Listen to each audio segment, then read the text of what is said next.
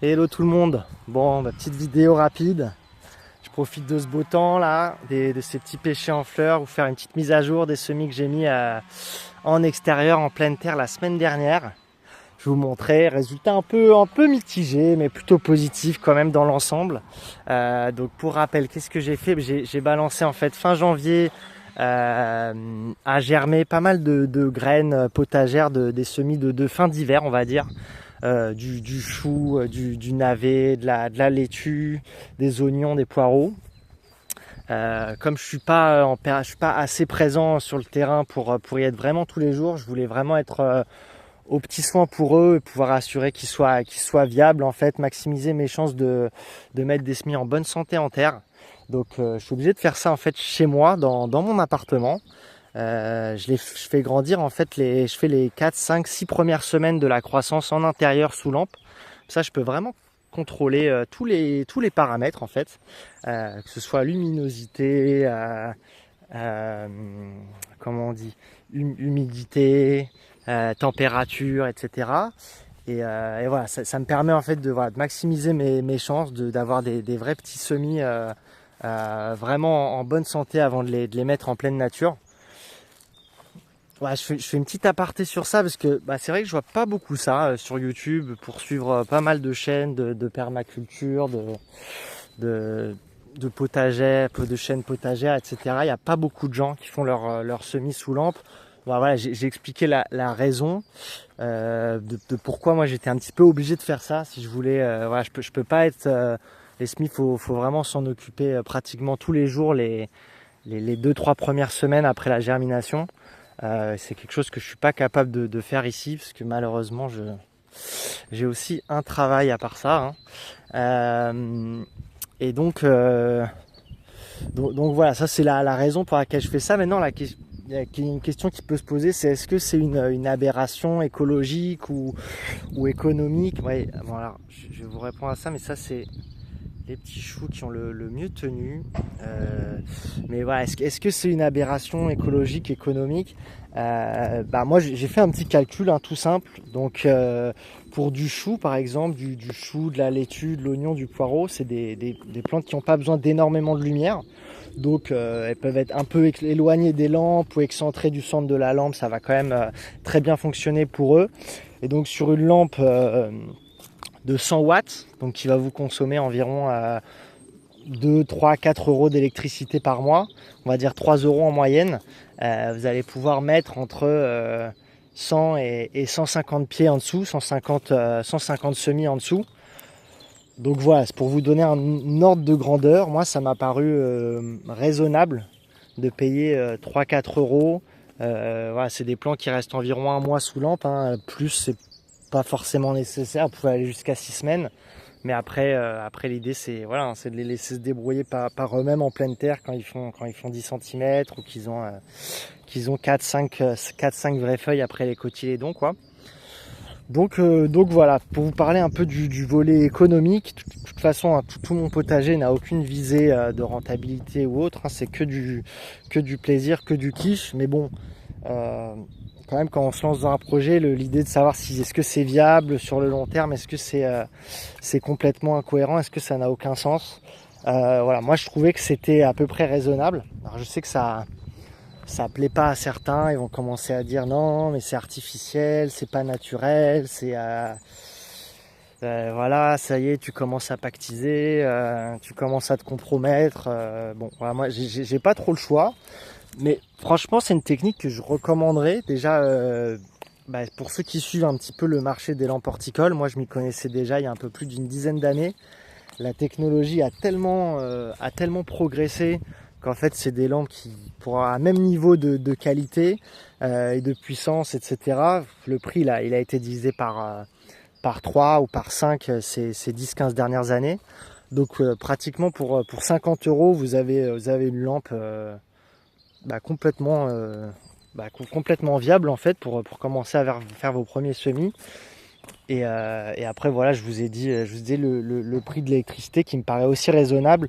Alors par contre, si vous lancez sur des aubergines, des tomates, là ça va être des plants qui ont besoin quand même de beaucoup plus de lumière. Donc évidemment, sous une lampe à 60 euros, vous ne pourrez pas mettre 100 pieds de tomates. pourrais plutôt en mettre peut-être une trentaine, une quarantaine, je sais pas. Mais là, c'est des lampes c'est des plantes qui vont devoir être vraiment au plus près au plus près des LED, au plus près de la lumière. Donc voilà, ça c'était la petite aparté sur les lampes. Donc je vous montre un petit peu de plus près les choux rouges. C'est des choux que j'ai mis il y a une semaine. Pas un seul gramme d'antilimace dessus, donc incroyable. J'ai prié toute la semaine pour ça. Et les prières ont fonctionné, on dirait. Alors c'est pas complètement vrai, hein, mais franchement ils s'en sortent très bien. Donc est-ce que la récolte des premiers choux rouges de ma vie est pour cette année? J'en rêve, mais on va voir. Là un petit chou-fleur aussi qui a l'air bien parti. Mais bon, vous allez voir qu'il ne faut pas rêver non plus. Donc là plus on remonte, plus c'est le début des premières petites limaces. Et de ce côté-là, je pense qu'en fait cette espèce de paillage en bout de bois les a un peu protégés. Bon alors vous voyez, hein, ça c'est en 4-5 jours elles ont fait ça. Donc c'est hyper dur hein, quand même psychologiquement Voilà, moi j'ai vachement bossé pour avoir ces semis. Donc voir ça au bout d'une semaine, bon forcément ça fait un peu craquer. Mais encore de ce côté-là, voilà, ils ont été vraiment bien préservés. Les oignons et les poireaux, alors, je sais pas si c'est des plantes qui sont pas du tout sensibles aux limaces de base. Mais en tout cas ici ils ont l'air d'être 100% indemnes. Et par contre de l'autre côté, c'est un peu la cata, hein. Ils se sont fait. Il en reste, hein, mais bon, c'est vraiment. Je vais vous montrer un peu. C'est un peu, comment on dit, un peu décourageant, mais bon, on s'en doutait. Hein, les limaces, c'est quand même connu. Voilà quoi, hein, les images. Une image vaut 1000 mots. Donc voilà, voilà. De ce côté-là, c'est un peu plus sauvage, un peu moins, comment dire. On a un peu moins travaillé le sol, travaillé les bordures, etc. Donc voilà ce qui se passe. Après on a des survivants aussi, hein, mais donc je sais pas. J'hésite à aller pour cette partie, j'hésite à aller acheter un peu de ferramol cet après-midi. Apparemment c'est naturel ou autre, je sais pas. Au début quand on achète un terrain, c'est vrai qu'on arrive avec très idéaliste, avec plein d'ambition, avec l'envie de faire quelque chose de différent, d'hyper naturel, de bio, de responsable, de soutenable dans le temps. Puis il y a toujours le rêve qui est à l'épreuve de la réalité, quoi, où on finit par avoir mis 1 ou 2 mois à faire ses meilleurs semis. Puis quand on revient et qu'ils ont été à moitié mangés, on commence à changer un peu d'avis sur les convictions qu'on avait, quoi. Donc je sais pas. Je sais pas ce que je vais faire à ce niveau-là. Est-ce que je les laisse mourir? Est-ce que je prie et j'espère qu'en avoir 20% qui reste viable? Moi dans l'absolu ça me dérangerait pas hein, de mettre du ferramol. Bon, même si certains vont dire que je continue à pactiser. Mais en fait ce qui m'embêterait, je vais vous expliquer la philosophie. C'est que de ce que j'ai compris, les limaces au potager c'est terrible la première année du potager. Sûrement aussi les 2-3 d'après, et puis ensuite il y a une espèce d'homéostase qui se crée, un équilibre où des prédateurs repèrent qu'il y a de plus en plus de limaces à cet endroit-là chaque année, et donc il y a un équilibre naturel qui se fait où finalement oui il va toujours rester des limaces, mais elles seront contenues par les prédateurs qui se seront développés dans la zone, quoi. Et donc ma question que j'ai pas posé à Google ou à ChatGPT, c'est est-ce qu'en fait en mettant du ferramol, est-ce que je vais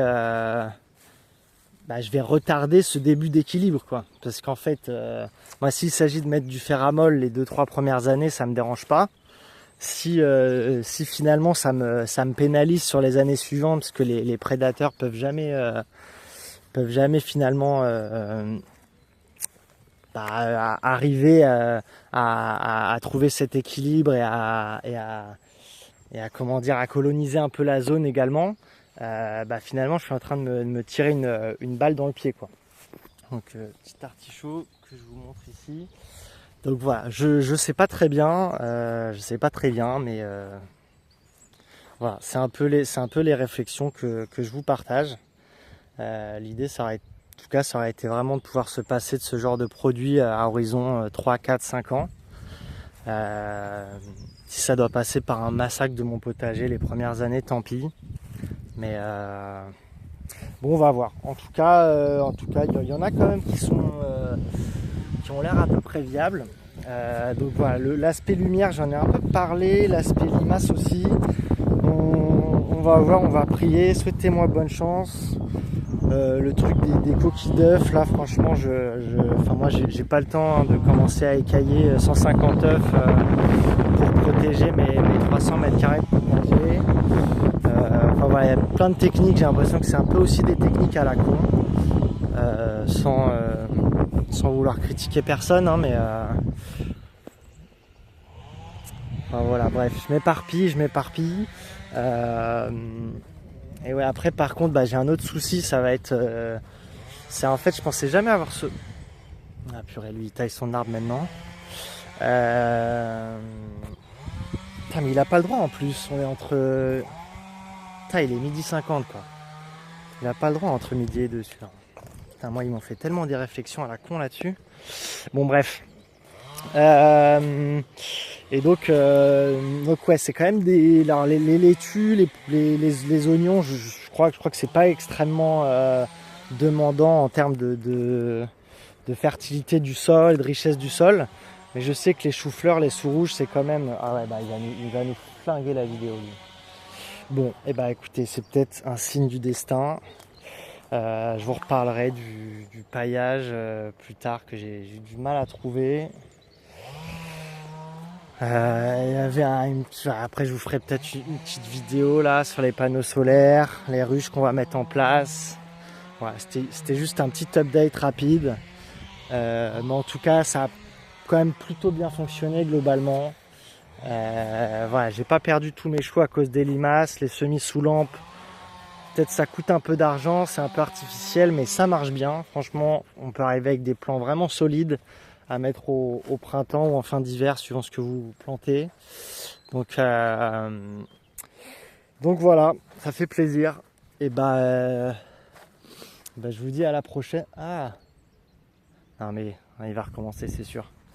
Bon, c'est pas grave, je vous dis à la prochaine pour de nouvelles aventures. À plus.